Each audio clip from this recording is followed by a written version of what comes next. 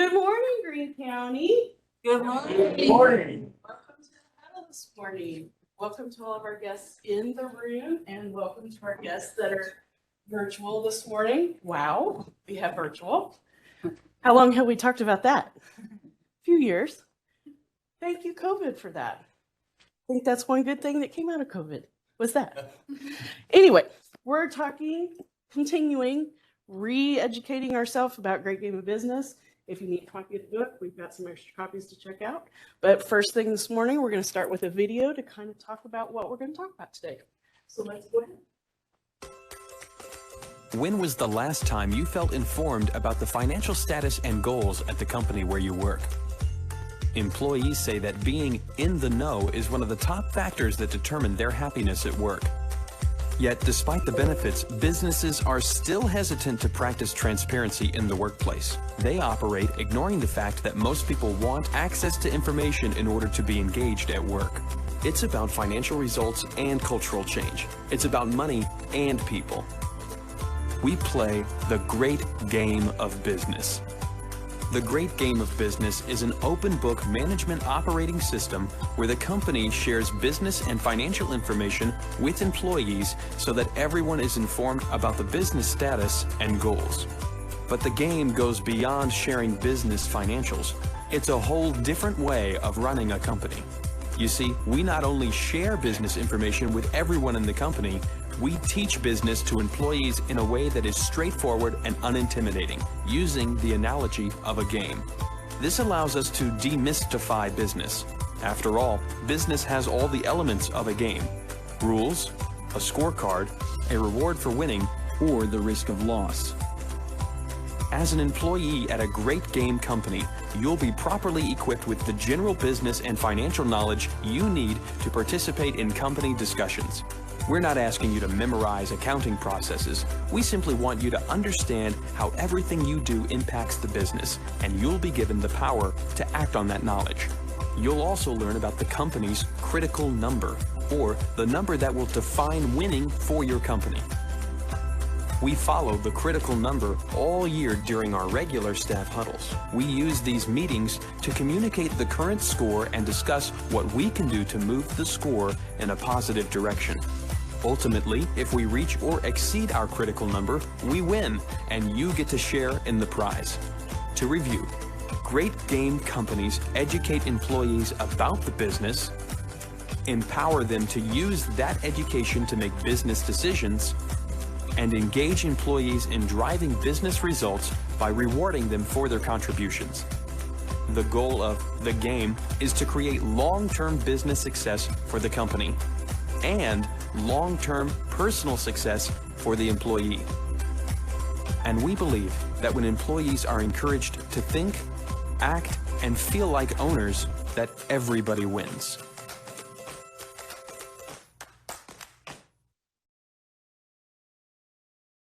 That's a great way to start, isn't it? Kind of gives a nice little recap. So this morning we're going to talk about open book management. What does that mean to everybody? What do you think it means before we get started?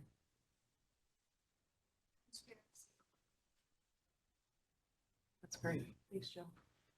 You did that for me last week too. Oh, cheerleaders. Understanding the big picture, that's what open book management does for us, is it gives us an opportunity to talk about the county as a whole, but then it talks about where does Great Game fit into local business? Because I know if you've read this book, it talks about businesses and widgets and stuff like that, but how does that work in government and services?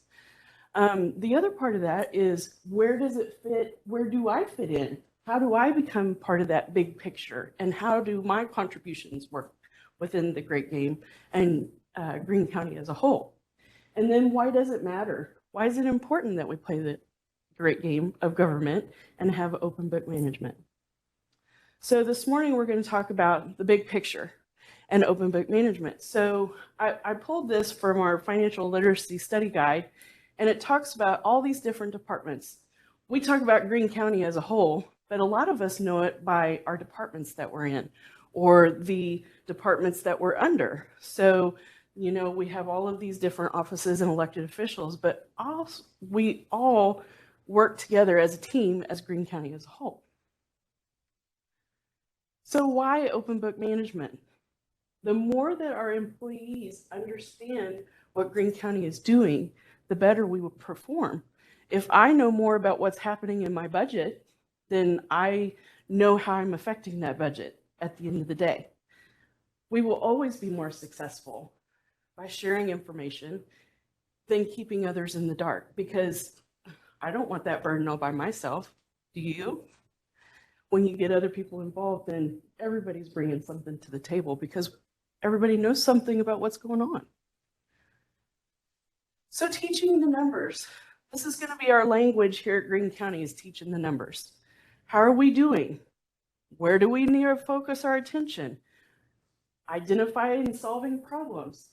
That's where the mini games come into play. We've done some of those mini games and they've had great success. Understanding that our actions affect everything. So one person's action has a ripple effect on everybody else around us. And we may not even know it until we understand more about what our numbers mean. So the outcome of open book management is to keep everybody focused on the important issues. We all know, and as we get further through this process, we're setting these foundational things at the beginning, and then we'll start digging into the departments and learning and doing a deeper dive of what everybody's doing and where everybody can contribute at the end of this. So keeping us focused on issues, once we start learning what that critical number is for the county as a whole, there's also critical numbers in each of our departments because we all have different functions and services that we're performing. So we got different measurements that feed into the county number as a whole. We're taking down those walls. We're building relationships between different departments. We're not just our own islands anymore. We are Greene County, but then we still have to have communication with other departments. So we're building those walls and building those, not building walls, we're building relationships with other people and tearing down those walls. And then we're making a stronger culture when we're working together because that builds trust across the lines with everybody. We're building trust of our departments and spending time with each other. So the more that we learn, the more that we trust the numbers and the trust of the leadership and everybody going on around us. So some of the goals for Great Game of Government would be maybe the assessor's office is equitable valuations and taxation. Highway department, they're making our roads better. Boy, I'm telling you, when I walk into another county and I get on a dirt road, I'm like, oh, I'm going back to Greene County. I'm not a fan of a dirt road. We have safer travel in Greene County because they're paying attention to those things. Building regs, protection of our homeowners and safer buildings.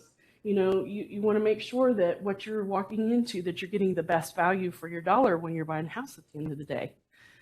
Overall, it's going to make us more efficient with our dollars and be better stewards of our dollars, and it can help us build more or expand on our services. Because they're always telling us we need to do more. So that helps us do more with what we have. So open book management, a lot of it's just teamwork. We already are good at this. We're just making it better. We've set that standard, but we're going to go exceed that standard right now. It allows employees to evaluate things for themselves, but also our stakeholders, the citizens of Greene County, because ultimately we answer to them at the end of the day. So sharing news. We've had opportunities of sharing good news, and we've had opportunities of sharing bad news. And I'll tell you, from the beginning of starting Great Game, when bad news was shared to us, we understood why that decision had to be made. And we weren't fearful of what was going to happen next because we had laid that groundwork of, okay, we understand what this number means. We understand what this term means. We know what it's going to do to us this many years down the road. When we had those things in place, we weren't scared of what those bad decisions meant. But that meant that we were able to work together and come up with a solution to get to a better ending than what that answer was at the first.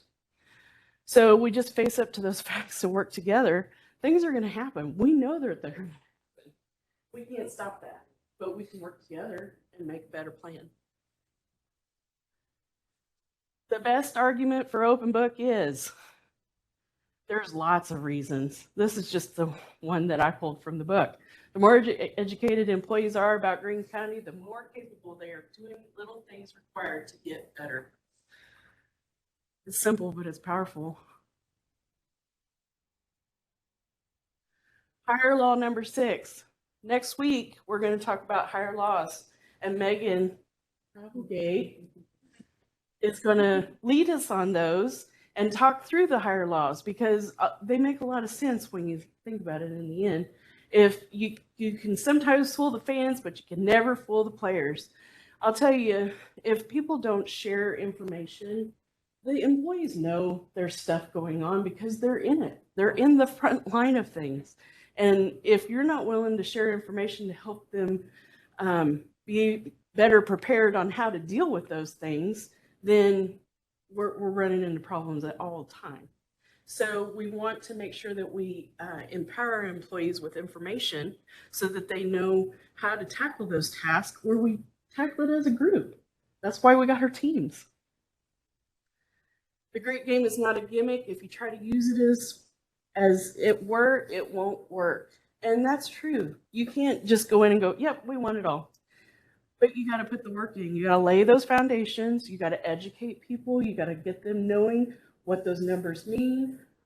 At the end of the day, if you don't know what your budget means, I mean, every department should be teaching everybody in their department what their own little budget means. I know that big budget document is full of information, but if you don't understand your little part of that, you won't understand the whole. So we're going to start working on that. Fear of disclosure. In the book, they talked about fear. The great fear number 1 was sharing information with your employees. How much do you share with your employees?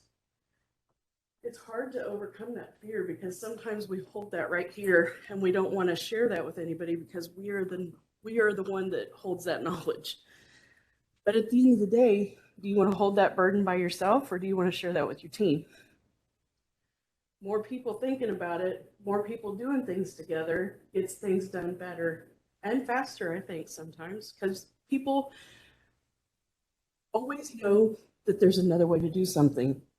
Yes, we have rules. Some of our rules that we're going to talk about is our statutes. We have to follow our statutes, but there's a better way to do it, I bet you, on how we're interpreting those and how we move through those processes a little bit more efficiently. What is it that you actually fear? Do you fear about sharing the information with your employees? I mean, it's hard to take that first step. It's always hard to take that first step. But little bites, I'm figuring out that little bites are okay. And you kind of have to drip it at first. And then once you kind of get past that, then you can kind of open it up a little bit more. It's like teaching your kids when they're little. You know, you give them those little things when they're small, these tasks, and as they get bigger, they get the bigger things. So the funnel opens up. What should you do about if the numbers are bad? We kind of talked about that already.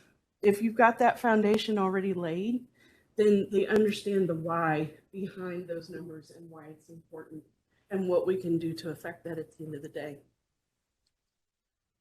So fears listed in the book, they talk about, because their business, they're talking about their competitors, about the employees, and bad numbers. And this quote was really good. Only one thing makes a dream impossible is the fear of failure. You know, we've talked about jumping into virtual huddles for years now. Holy cow, we're here. And, you know, it was just, sometimes you just have to do it. I remember when we jumped into executive time, it's like, there's never going to be a good time to jump into something. Sometimes you just got to jump in and you figure it out along the way. That's what we're doing in Great Big Government, is just figuring it out along the way. And we're learning it all together. That's what's cool.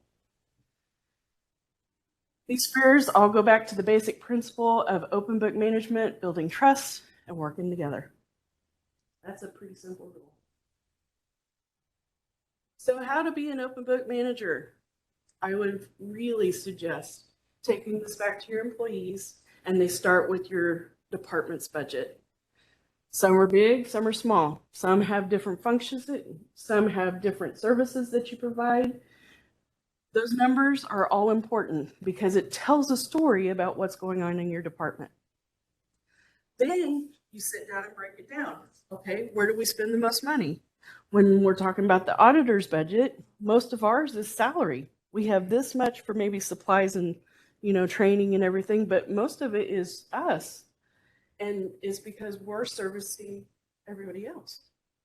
So that's where the largest part of our budget would come from, is because that's our service that we provide, is we're helping everybody else. And in turn, we're helping each other. Breaking down those categories into controllable elements. Those things that you can affect, office supplies. That's a huge one that we can affect.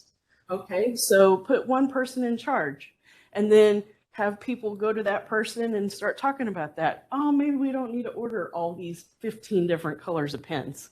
Maybe we just need one. Or if you want colored pens, you go buy your own. I got a big drawer in the back if anybody wants colored pens. So there's different things that we do have control over. Using the department budget will be a good educational piece to talk about the larger budget as a whole, as we start talking about the different colors of money and the different pots of things that come in and how we have to spend those, because there's different rules that go with each bucket of money. So there's things that we're going to learn along the way that talks about that, and understanding your department's budget will help you understand that more. So the book relates to being like an orchestra. You know how the conductor gets up there and he gets up there and starts putting his hands up and he does the, and he's so graceful and moving back and forth. That's exactly what our organization is. It's like a finely tuned orchestra playing in symphony together, and we all are playing the same tune in the different services that we provide. So, summary of open book management. First of all, you have to keep those communication lines open, always. Communication is the foundation of everything. If you don't know how to talk to people, it's just having a conversation. Up here, when you're talking up here, it's having a conversation with people. That's all it is. And being able to have a conversation, that's easy. And then you start ripping out that information. Explaining the why. People understand and they're more willing to get on board if you tell them why. And then working together. That's my time.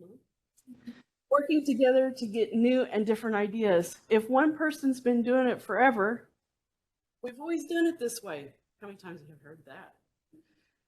There are so many people that have so many gifts and talents around our county that it could be done a different way and more efficient, and we don't even know it. Take advantage of your folks. They're there, and they're willing to step in because they know they're doing the work. We are all vital in the great game of government. So you saw that graphic where we all are playing a part. This is going to be a fun journey. We're learning this all together again. So reviewing the steps, and we were in chapter number 5 of the book. So creating a series of small wins. Let's talk about what that means, what winning looks like. Give people a sense of the big picture. Know where you are. I work for Greene County. We're here a lot of hours of the day. Why not be a little bit invested in our time that we're here? Teaching the numbers, and then opening the books. Our huddles are every Tuesday morning here in this room, unless we're going to do a traveling huddle. But for now, we're going to be here in this room. But anyway, I want to introduce you to somebody. Angie!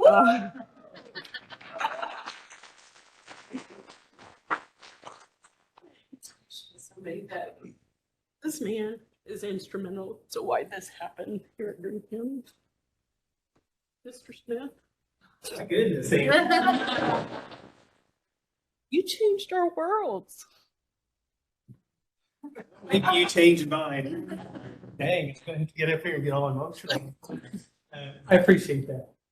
Bob, is there anything you wanted to say from the commission's perspective? We're glad you're here. We're glad. Welcome back. So far. So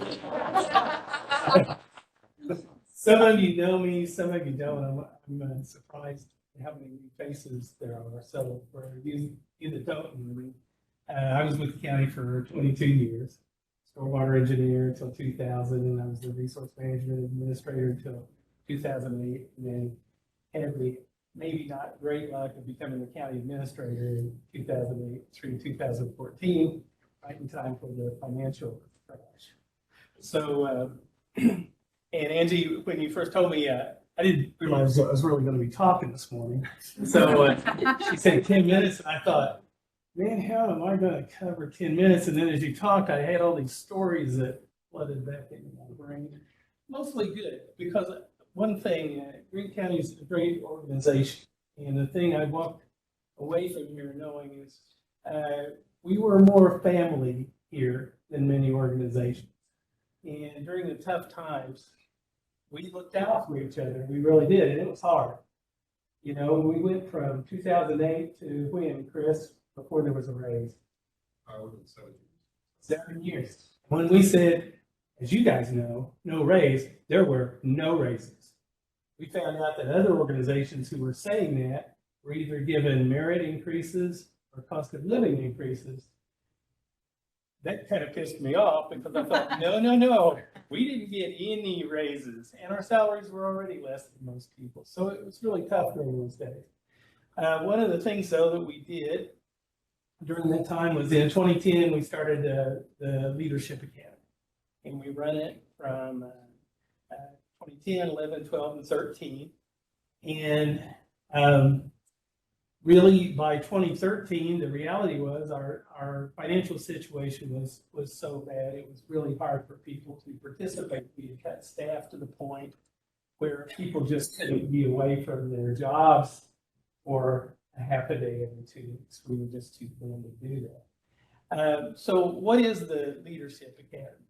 The first thing the Leadership Academy does is teach us about our own organization.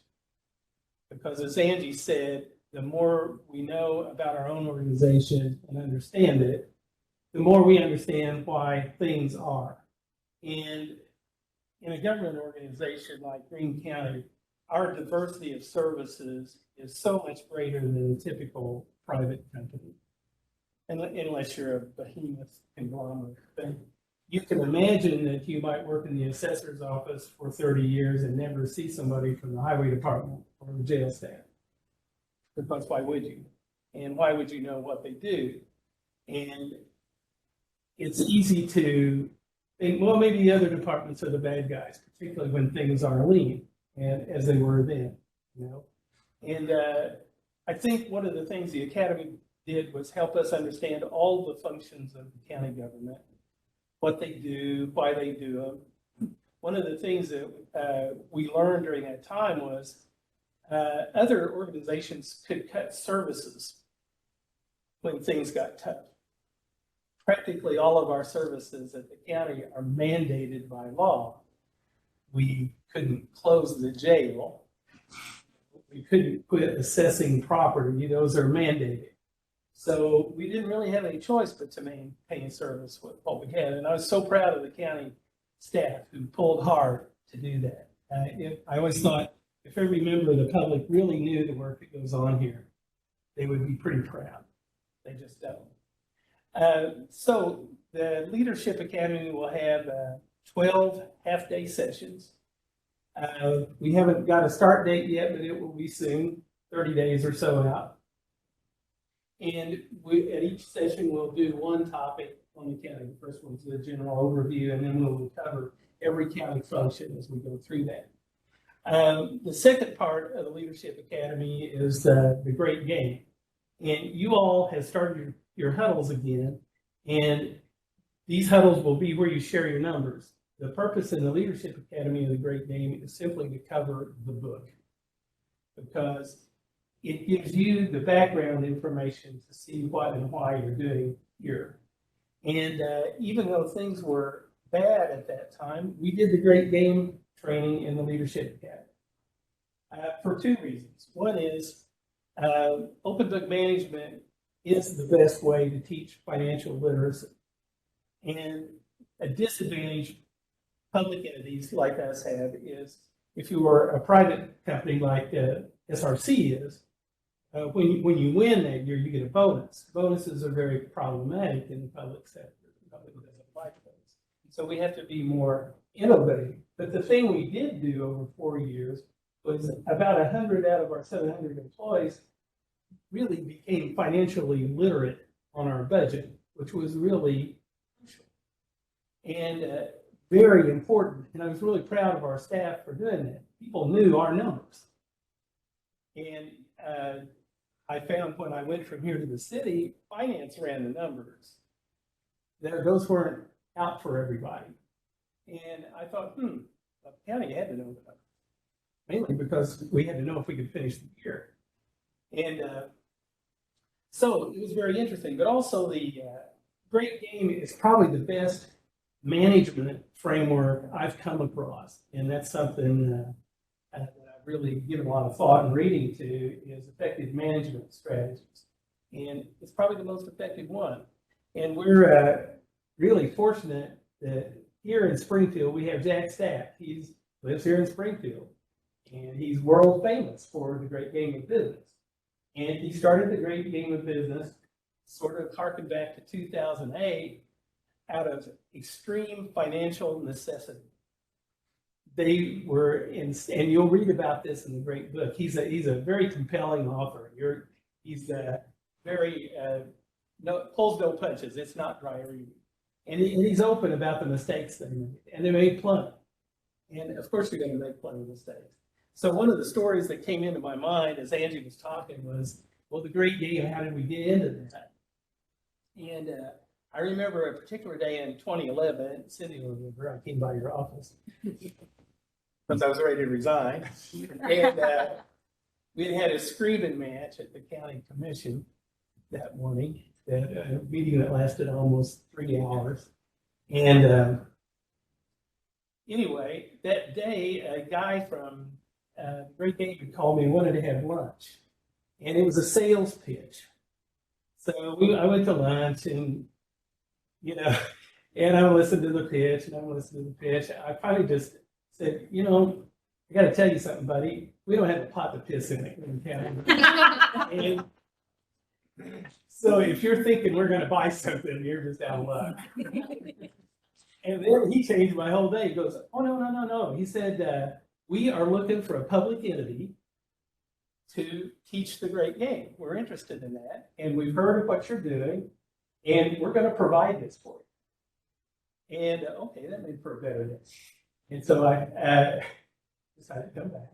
And the next year, that was in 2011, and in 2012, they actually had 50 of us out for an all-day seminar. And what they found, they were really impressed because we knew the book. We'd all studied it. And so they were really happy with the climate that they had to work within. And so that's how that all came to be.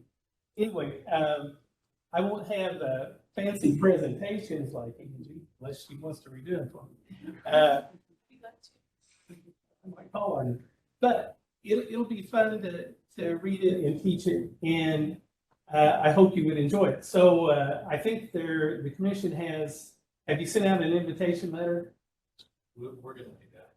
So it's forthcoming, and Cindy has something to say. 1 minute. 1 minute. Oh, that means 1 minute. But I ain't done yet. Anyway, it's open to everybody, no matter who you are, office holders, everybody. And so the limit on the class is 24, because that's what it takes to be effective in that scenario. So with less than a minute remaining, I'm done, unless there is a question. And I am collecting names of people that are interested. Cindy's collected. So contact you? Yes. And one thing, a question I got for you, if you go on after this, is I don't know the critical number these days. Well, we are modifying our critical number. I bet because you are. The critical number is no longer cash. It's other functions of government that we're watching very carefully. Tina can start them off. One of them's federal board bill. Yeah, federal boarding is a big one. Okay. Yeah, back in the day, it was the cash balance in the combined GR1 and LEST because LEST was running a big deficit. So anyway, times are better. I'm done.